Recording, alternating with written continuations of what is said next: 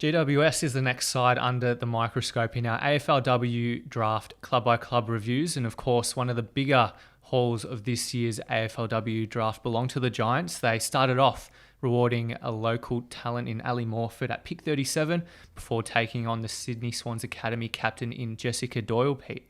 Yeah, Ali Morford, ruck, very, very strong, can play forward as well. So penetrating kick, can sort of kick that almost 50 metre type distance. So able to play out of the square or even as a high half forward going forward. So she's someone who you imagine will probably start forward and rotate with Erin McKinnon and get her chances in the ruck and develop into that long term. But certainly from her perspective, she captained the Allies at the championship. She's come through the GWS Academy. She was from Wagga Wagga, played in AFL Canberra, came second in that senior competition at the age of 16, so in the best and fairest. So very exciting for her, and a real talent that's sort of come through the program, and one that's been identified for a number of years, been in that AFLW Academy.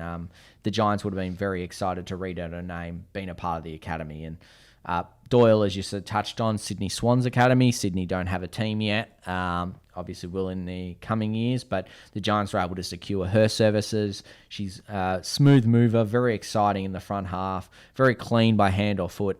Still raw, still building parts of her game, but when she's in front of goal, she can be very, very damaging with her ability to sort of kick goals from sort of any kind of situation, and then she can push into the midfield and have an impact. And kicking 2 goals on debut for the Swans in their first sort of NAB League girls clash, where they upset the Geelong Falcons, who went on to make the grand final. That was very exciting, particularly considering the conditions were a bit wet and not ideal for, players that are playing forward, but she was able to really impact the game and standout performer and certainly a natural leader as a captain of the Swans.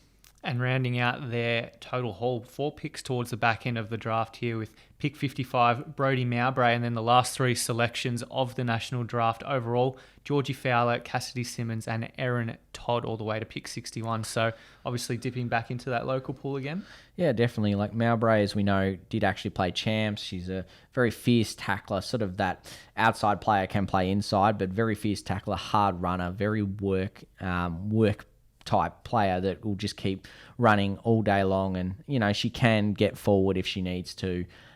So bit of versatility in there, can work with Jess Doyle coming through the program, and someone that they've kept a close eye on, being a part of the Giants Academy. And then if you look at Fowler, she's a forward that's been playing for East Coast Eagles. Had a bit of a delayed pre-season, came in, played forward. She's still of that age, so draft eligible age. Good overhead, nice powerful lead. Been lighting up AFL Sydney. Got a Rising Star nomination in round 2. So very exciting talent going forward. Still very, very young, as we sort of said, so still developing her game.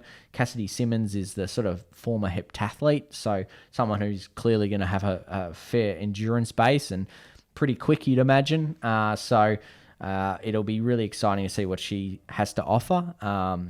We will see how she goes with her fundamentals and things like that, but she's obviously been playing some footy of late, so she was picked up by the Giants. And then Erin Todd, obviously that defender, who's probably she would be the oldest player picked in the draft, so that 35-36 age bracket. So she's a veteran that can come straight in and play a role in defence, as she did for a couple of years this year, and obviously coming out of that basketball originally and getting her chance in 2021, and now she gets another chance in 2022.